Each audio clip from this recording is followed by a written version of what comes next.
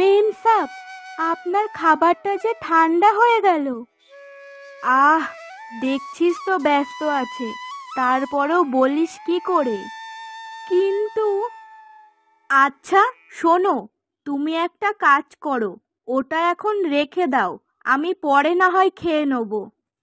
জি মেম sub.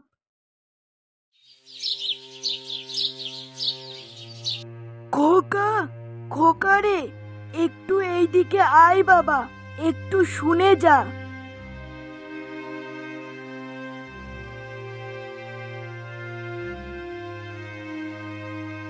হ্যাঁ মা, বলো। বলছি কি খোকা, আমি বেঁচে থাকতে থাকতে তুই বিয়েটা করে নে বাবা, কারণ আমার যে অবস্থা তাতে তোর বিয়ে দেখে যেতে পারবো কিনা তার ঠিক নেই। আহ মা, আমার যা অবস্থা তাতে দিন আনি দিন খায়, এখন এই অবস্থায় কোন বাবা তার মেয়েকে দেবে বলো তো? কিন্তু খোকা।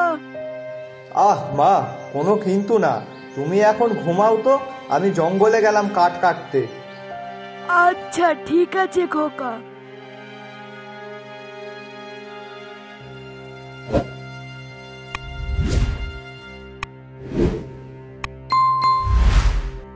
কেউ কি আছেন বাড়িতে?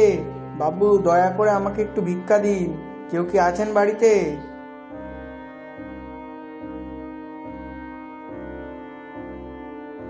আগে বলিয়ে, কি চাই আপনার?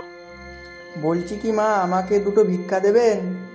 আমি বাড়িতে একটি কালী পুজো করছি, তার জন্য সবার বাড়ি থেকে একটু একটু করে ভিক্ষা নিচ্ছি।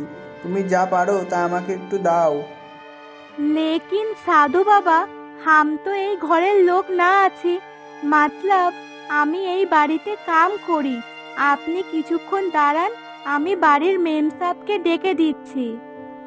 আচ্ছা ঠিক আছে, বেশ বেশ।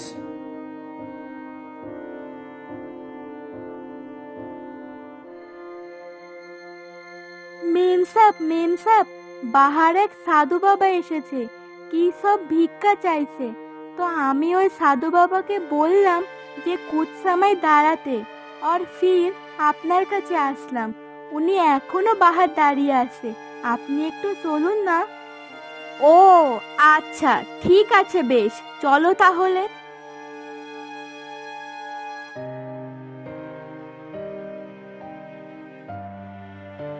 আরে বাবা, আপনি বাইরে কেন দাঁড়িয়ে আছেন? ভেতরে আসুন, ভেতরে এসে বসুন। না না মা, তার কোনো দরকার নেই। তুমি শুধু আমাকে কিছু ভিক্ষা দাও, আমার তাতেই হবে। সাধু বাবা, আপনার পুজোর জন্য কিছু অর্থ। কিন্তু মা, এত অর্থ নিয়ে আমি কি করব?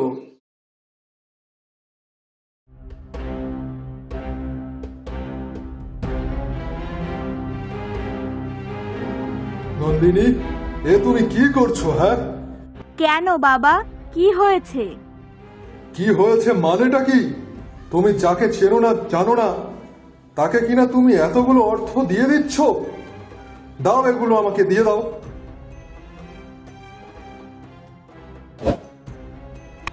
কিন্তু বাবা, উনি তো একজন সাধু, আর উনি মায়ের পুজো করবে বলেই সাহায্য চাইতে এসেছেন।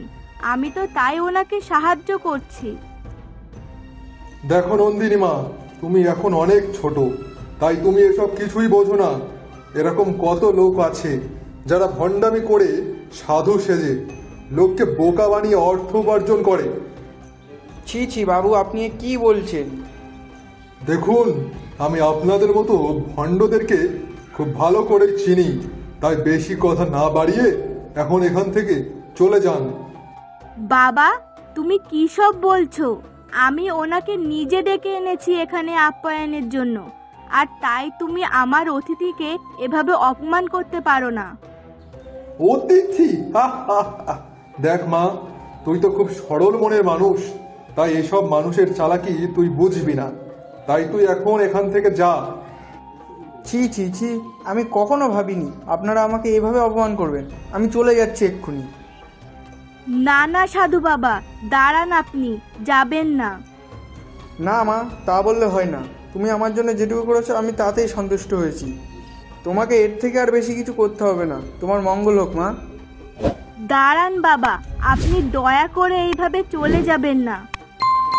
নন্দিনী, এসব সাধু বাবারা এইভাবেই তোমার মতো বোকা মেয়েদের কাছ থেকে টাকা নিয়ে যায়। তুমি ওনাকে যেতে দাও। ঠিক আছে বাবা, নিয়ে গেলে যাক না। তোমার তো অর্থের অভাব নেই, তাহলে তোমার দিতে অসুবিধা কোথায়? কি তুমি কি জানো আমাকে এই অবস্থায় পৌঁছাতে কতটা খাটনি করতে হয়েছে, কত কষ্টের ফল এইগুলো? আর তুমি এখন কিনা এই সাধু বাবাকে এইভাবে এতগুলো অর্থ দিয়ে দিচ্ছ? বাবা, তুমি এমনটা বলতে পারলে? এতগুলো অর্থ কোথায়? এ তো সামান্য কিছু। সে সামান্য হোক বা যাই হোক, ওগুলো আমার কষ্টের ফল। তাই আমি কাকে দেব কি কাকে দেব না সেটা আমি ঠিক করব, তুমি নও। আর তাছাড়াও তুমি নিজে তো কোনোদিন অর্থ উপার্জন করনি, তাই তুমি এসবের মর্ম বুঝবে না। শোনো নন্দিনী মা, অত দয়ালু হয়ে লাভ নেই। লোককে বেশি দান করতে নেই, বুঝলে তো? বাবা, ছি জমিদার মশাই, ছি। আপনার মতো অহংকারী মানুষ আমি আগে কখনো দেখিনি। আপনি আমাকে ভণ্ড বললেন, এত কিছু বলে অপমান করলেন, এরপরেও আমি আপনাকে কিছু বলিনি। কিন্তু যে মেয়েটা এত সুন্দর করে আমাকে আপ্যায়ন করলো সে তো আপনার নিজের মেয়ে। এখন আপনি তাকে এভাবে অপমান করছেন? ছি ছি ছি। আপনি থামুন তো। আপনাকে তো আমি কখন থেকে যেতে বলছি, আপনি এখনো এখানে দাঁড়িয়ে আছেন কেন? হ্যাঁ হ্যাঁ, সে তো আমি চলে যাচ্ছি, কিন্তু যাওয়ার আগে একটা কথা বলছি, শুনে রাখুন। আমি কোনো ভণ্ড সাধু না, আমি একজন কালী মায়ের ভক্ত। তাই আপনাকে অভিশাপ দিলাম, এই যে এত টাকার অহংকার দেখাচ্ছেন, একদিন আপনার কাছে টাকা থাকলেও আপনার শেষ রক্ষা হবে না। না সাধু বাবা, এমনটা বলবেন না। যতই হোক উনি আমার বাবা হয়, আপনি এত বড় শাস্তি ওনাকে দেবেন না। দেখো মা, আমার মুখের কথা যখন একবার বলা হয়ে গেছে সে কথা আমি আর ফেরাতে পারবো না। তবে তুমি খুব ভালো মনের মেয়ে, তাই তুমি যদি কারোর জন্য কোনো কিছু ভালো চাও তবে সেটা অবশ্যই ভালো হবে। আমি এখন আসি।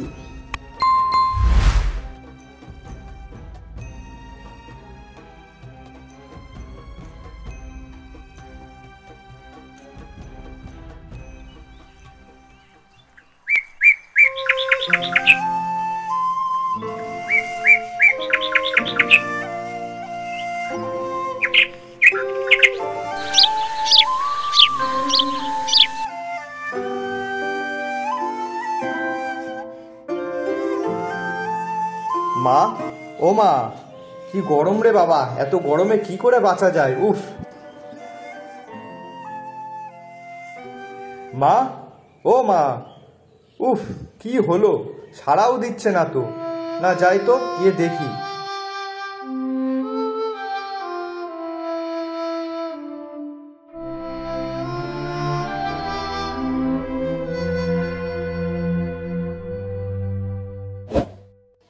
ও মা, মা, কি হয়েছে তোমার? আমি সে কখন থেকে ডাকছি। মা, ও মা, তোমার গা এত ঠান্ডা হয়ে গেছে কেন? ও মা, কথা বলো না।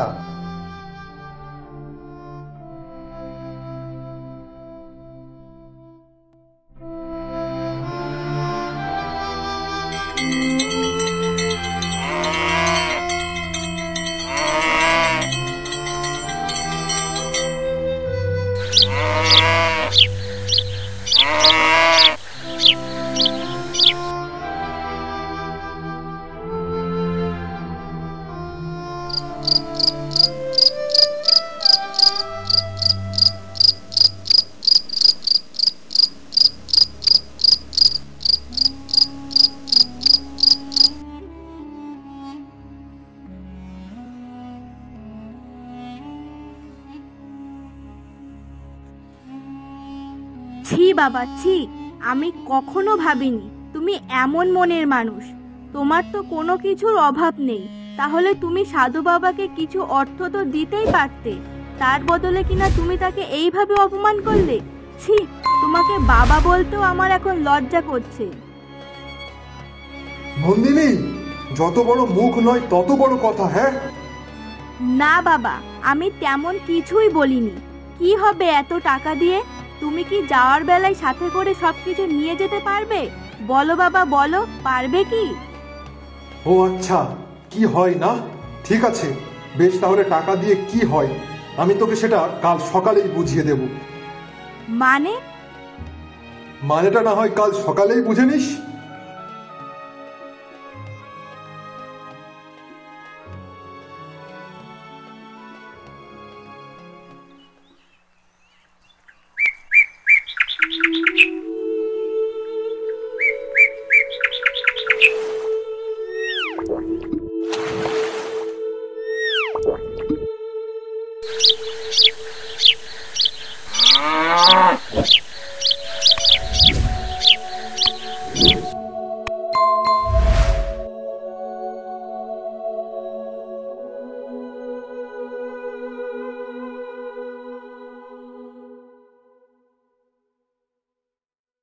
বাড়িতে কেউ কি আছেন?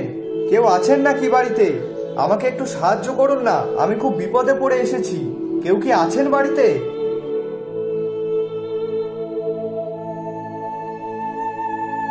বাবু, আমাকে একটু সাহায্য করুন না দয়া করে। কাল আমার মা মারা গেছে, তাই তার সৎ কাজের জন্য আমার কিছু অর্থের প্রয়োজন। আমি খুবই গরিব, আমার এখন তেমন সামর্থ্য নেই যে ঠিকঠাক মতো মায়ের কাজকর্ম করব। দয়া করে আপনি যদি আমাকে একটু সাহায্য করেন। আরে হ্যাঁ হ্যাঁ, সাহায্য করবো না কেন, তুমি দাঁড়াও একটু, আমি এক্ষুনি আসছি।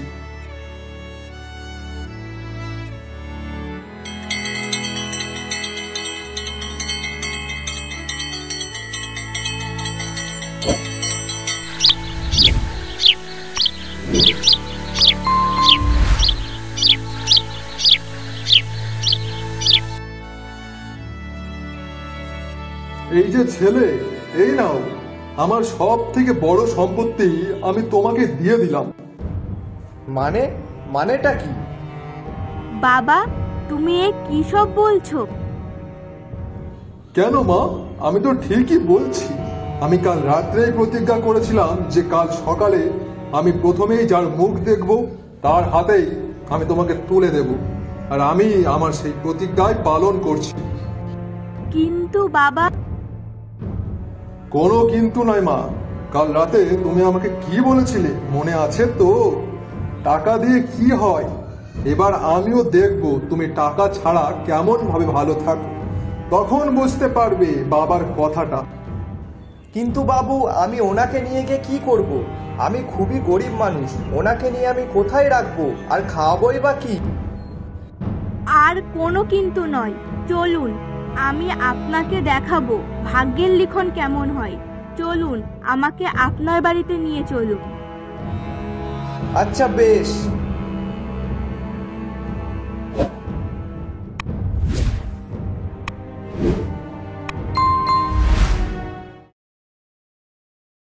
আপনি কেন ওই দিন বলুন তো আপনার বাবার কথায় রাজি হয়ে গেলেন? আমার এই ভাঙা ঘরে আপনি এত কষ্ট করে আছেন, না আপনাকে ঠিকমতো দুবেলা খেতে দিতে পারছি, না একটু সুখে রাখতে পারছি। দেখুন স্বামী, আমার বাবা যাই করুক না কেন তাতে আমার কোনো দুঃখ নেই, কিন্তু এখন আমি আপনার স্ত্রী, তাই আপনি আমাকে যেখানেই রাখবেন আমি সেখানেই ভালো থাকবো, সুখে থাকবো। কিন্তু আমি কোথায় আপনাকে সুখে রাখতে পারছি বলুন তো? আমি একজন দিনমজুর, দিন আনি দিন খাই, আর আপনি কিনা কোথায় বড়লোক জমিদারের মেয়ে ছিলেন। এইভাবে কি আপনাকে মানায়? দেখুন স্বামী, আমার কিসে মানায় কিসে মানায় না আমি সেটা জানি না, তবে আমি এখানে যথেষ্ট সুখ শান্তিতে আছি। অন্তত আমার বাপের বাড়ির মতন টাকার অহংকার এখানে নেই। কিন্তু আপনার বাবা তো ঠিকই বলেছিল, টাকা ছাড়া কিছু হয় না, কারণ এইভাবে কি কোনো সংসার চলে? আপনাকে দুবেলা দুমুঠো ভালো কিছু খাওয়াতে পারছি না। না স্বামী, আমার তো আর কোনো কিছুরই দরকার নেই। আচ্ছা, এসব আপনি ছাড়ুন তো, আপনি আজ কাঠ কাটতে যাবেন না? হ্যাঁ হ্যাঁ, যাবো তো, এই এখনই বেরোবো। আচ্ছা বেশ, শুনুন তাহলে, আমি যেটা বলছি আপনি ঠিক তেমনটাই করবেন।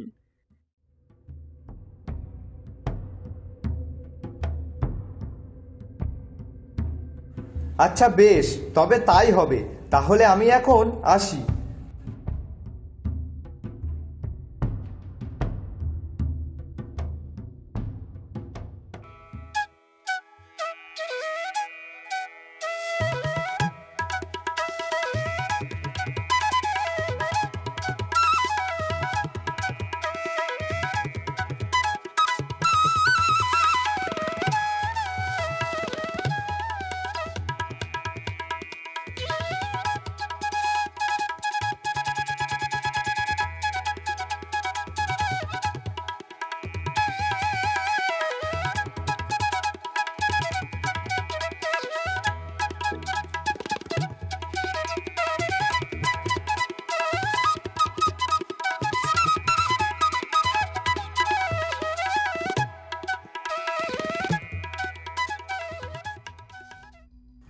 এই তো, গিন্নি আমাকে বলেছিল যে পথের মাঝে আমি যদি কিছু পড়ে থাকতে দেখি তাহলে সেটা নিয়ে যেতে।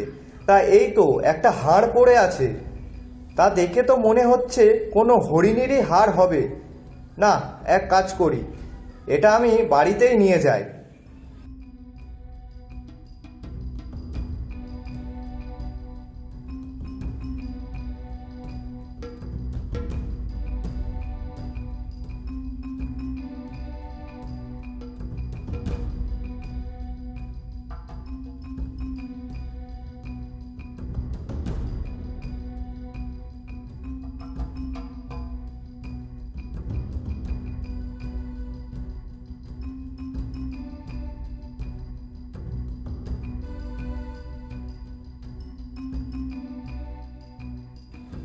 গিন্নি, এই দেখো আমি আজ পথের মাঝে কি পেয়েছি। আচ্ছা বেশ, দিন আমাকে দিন, আমি এটা যত্ন করে রেখে দিই। এটা অবশ্যই কোনো না কোনো দিন কোনো কাজে লাগবেই।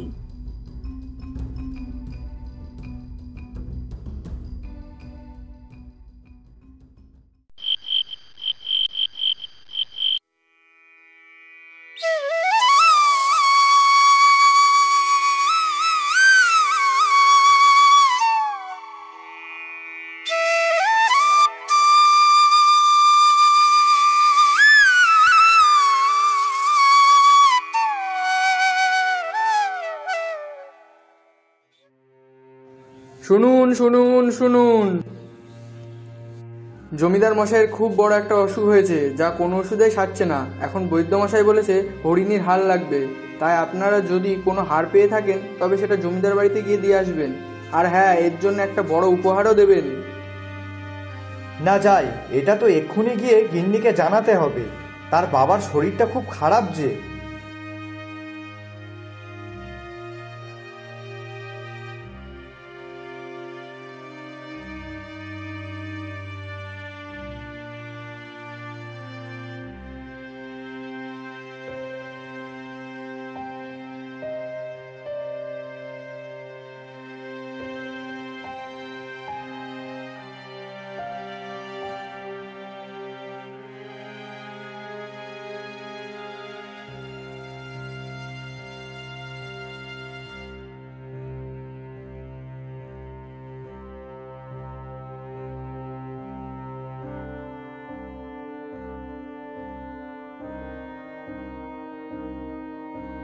হে মা কালী, মা তুমি তাহলে মুখ তুলে চেয়েছো, তোমার অশেষ কৃপা মা।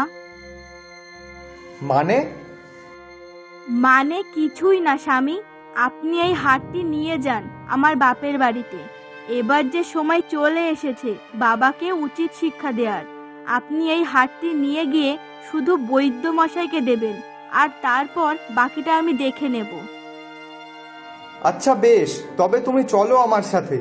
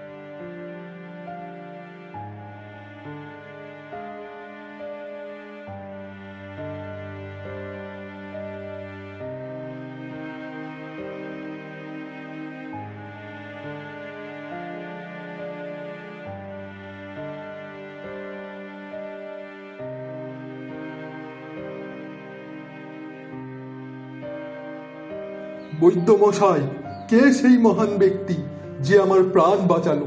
আমি তাকে দেখতে চাই। হ্যাঁ, সে বাইরে দাঁড়িয়ে আছে, আমি তাকে এক্ষুনি ডাকছি। আচ্ছা, বেশ।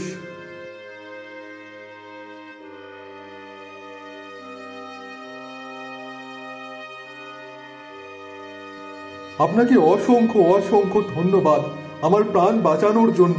কিন্তু আমি আপনাকে যেন কোথায় দেখেছি, কিন্তু আমার ঠিক মনে পড়ছে না।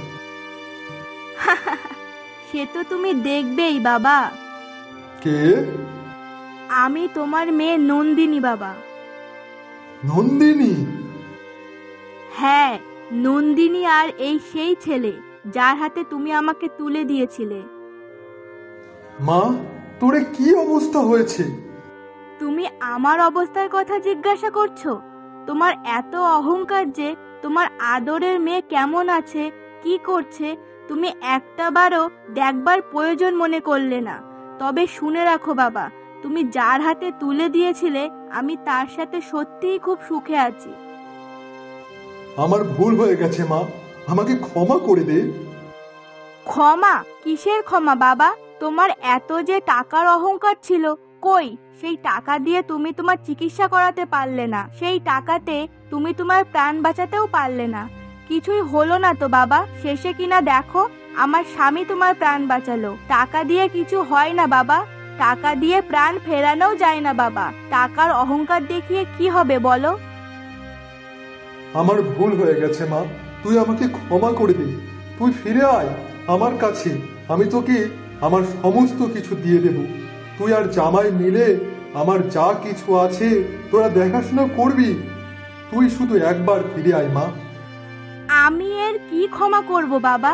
আমি তো শুধু তোমাকে বলতে এসেছিলাম যে টাকার অহংকার দেখিয়ে কোনোদিনও কিছু পাওয়া যায় না। আজ আমি যদি মন থেকে না চাইতাম তাহলে তুমি কোনোদিনও সুস্থ হতে না, আর সেই সাধু বাবার কথাও যে ঠিক হয়ে যেত।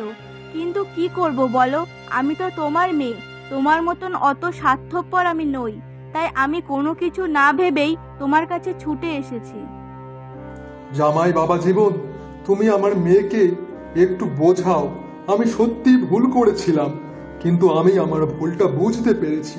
তাই তোমরা আমার কাছে ফিরে এসো। হ্যাঁ হ্যাঁ বাবা, আমরা আপনাকে ছেড়ে আর কোথাও যাব না, আর আপনার মেয়েও কোথাও যাবে না, আমরা এখানেই থাকবো।